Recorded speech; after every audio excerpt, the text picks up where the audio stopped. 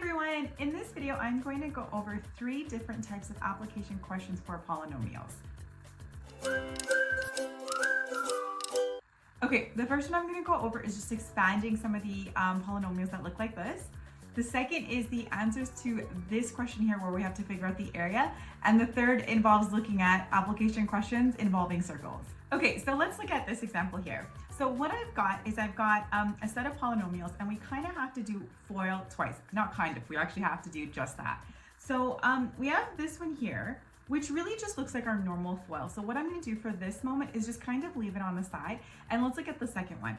So in the second one, we have it raised to the exponent of 2. Now, normally what most people want to do is they want to apply that 2 to everything inside the bracket. However, we need to think about what exponents mean.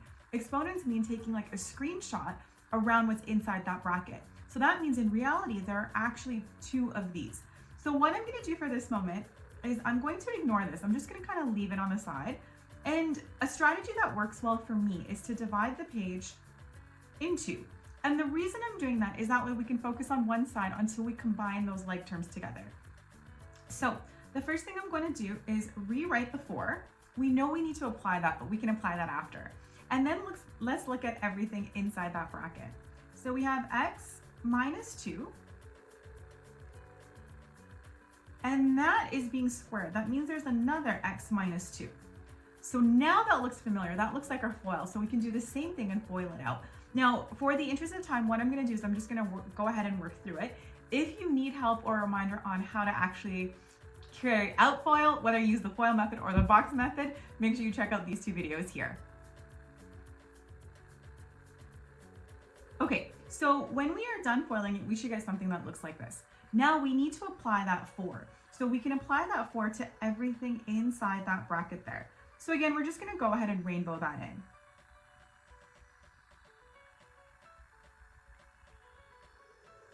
Awesome. Okay, so we're left with something that looks like this. And now let's look at everything on that left side.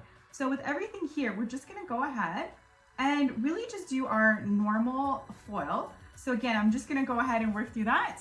And then we're going to then collect our like terms from the FOIL of this and this one here. Okay, so what I'm going to do right now is remove that kind of line to divide everything. And now we can start to combine these like terms.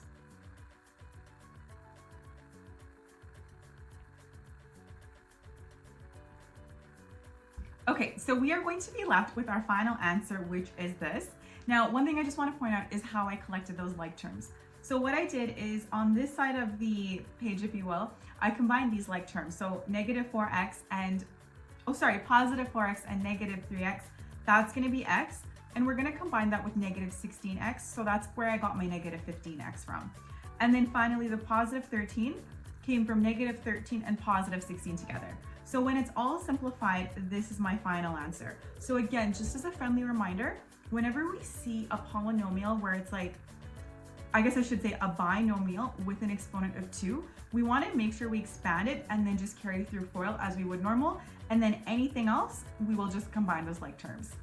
Okay, let's look at this application here. So as kind of, obviously I'm a math teacher, so I do actually find this very, very fun. So let me know if you liked it. So what we need to do is we need to determine the expression for the shaded area. So let's take a look at what we've got here. We clearly have a rectangle and we have its shaded area and its unshaded area. Now, since it's asking for an expression, what it means is it doesn't actually want us to solve x. In fact, they gave us no value of what x is. So all we need to do is figure out a way to determine the area of this portion. And then we're going to simplify, collect our like terms, and we will end up with a polynomial expression. And that's all it's asking here. Now you may get a question where like part B is like x equals a certain number and then figure out the area, but that's not what we have to do with this one here. Okay, so let's first take a look at it. So the first thing I noticed is we need to remember what the formula is for area. So area is equal to length times width. Now, in the case of this, we have two rectangles, right? So we are going to need to figure out the area of the shaded region And then we're going to have to subtract that from the unshaded. All right, so if I'm looking at this, let's figure out the area of the whole thing. So the area of the whole thing would be 4x times 3. And that's just because we have the dimensions, the length and the width, or the base and the height, however you want to say it, of the whole rectangle. So that means this is going to be 4x times 3x.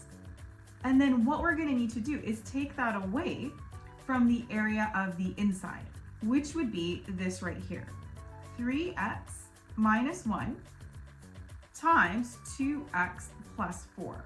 And I am getting those values from just this part right here. Okay, so now what we can do is we can start to actually multiply these polynomials together and subtract them.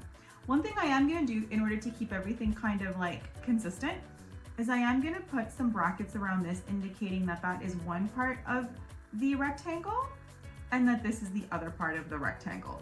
Okay, so let's go ahead and start to collect our like terms. So 4x times 3x, that will be 12x squared. I don't know why I wrote 16. Let's try that again.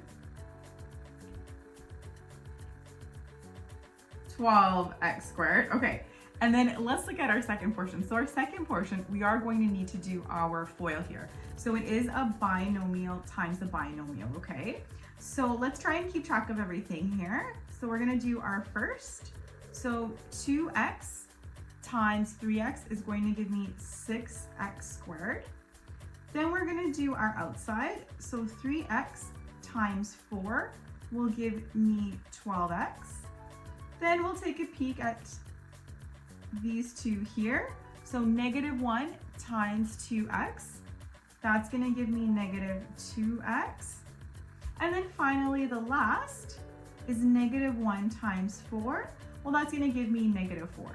Now again, just to keep everything kind of straightforward, I'm just gonna do that just as a reminder that I need to subtract those two when they're all done. Okay, now let's simplify everything that came from FOIL. So I see two like terms here, and as I said before with FOIL, it's quite often you'll find the like terms there. So let's simplify that further. That's gonna give me 6x squared plus 12x and -2x. So we have 12 positive things and we're taking away 2 negative things. That's going to give me 10x. And then I'm just going to bring down that -4. All right, so now let's start to actually do our subtraction. So I have to bring down my 12x squared. And we are going to be subtracting that. So 12x squared, take away 6x squared. Well, that's going to just give me 6x squared. Now remember, those are the only like terms that I have there. So that's it. And then the rest is going to be me bringing down the numbers that I solved from this portion here. So our answer for this, our expression, is 6x squared minus 10x minus 4. Okay, let's look at this application here. So this one can be really, really daunting. So again, they did not give us x, right? So our job is, just like the last one, to figure out an expression for the shaded area. So we need to take a close look at what we've got. The first thing I noticed right away is we do have a rectangle. So that means we are going to need our formula from like the previous question, right? And the other thing I noticed is we have a circle, but they were sneaky, they just gave us the radius. So with a question like this, not only do we need to think about an area of a rectangle, we also need to think about areas of circles and parts of circles if we remember that from grade 9. So let's look at this from just the circle's point of view. So I'm just gonna zoom in and let's see what we have here. Well, we have our radius. So our radius is x, that's just r. And then with the radius, if I double that radius, and I'm gonna actually just draw it in right on here. If I double my radius, that's going to give me my diameter, right? So the diameter cuts the circle right in half. So that means my diameter is actually 2x. And the way I got that is I took my radius, my x, and I doubled it. Now, why is that important? Well, that's extremely important because what that actually does is that gives us our part of the length of the rectangle. And then that also gives us our height of the rectangle. So you can see the same measurement of the diameter works out to be the height and a partial point of the base of the rectangle. Okay, so now we need to think, well, we have 3 circles that are going across. That means each of these portions here are going to be 2x. So now I really do actually have the area of the rectangle. So we know that area of a rectangle is equal to base times height. Well, this area is equal to 2, 4, 6x times my height, which we know is just 2x. Okay, I'm getting a little ahead of myself, but let's make sure that let's take a look at kind of what we have to do to solve the question. So if this is our area of the rectangle, again, we need to figure out the area of the shaded portion. So that means it's all just going to be like this part here is what we need to figure out. Just that shaded part. So we have the area of the whole rectangle. Now we need to pull out the areas of the 3 circles. So now let's think about the area of a circle. So area of a circle is equal to pi r squared, okay? But like I said, we need to pull them out to just get the area of the shaded part. We actually have 3 of these circles. So that means we actually have to multiply everything by 3.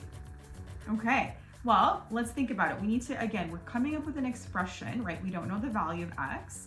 So now we need to apply our radius here.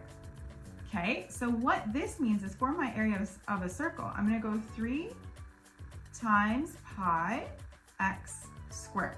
So this, all I did was replace the radius with an x.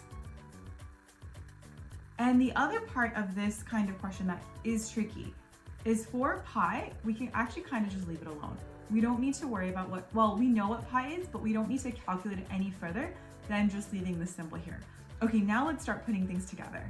Okay, so first thing I'm gonna do is honestly, because this whole thing is multiplied by 3, there's nothing really I can do to simplify it other than just writing it like this. So 3 pi x squared. That's it. That's all we have to do for that. Now for this portion here, the area of the rectangle, I can multiply those two. So that's gonna be 12x squared. So now we just gotta put it together. So 12x squared and 3 pi squared. And I'm just going to subtract those two.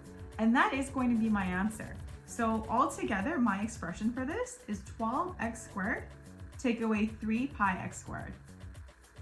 Okay, I hope that helped. In the description, you can find a couple of things, links to where I hold those one-on-one sessions, this whole workbook, and some activities that might help your learning. In the next video, I am gonna go over factoring, so keep an eye out for that. Until then, good luck studying, and I'll see you all in the next one.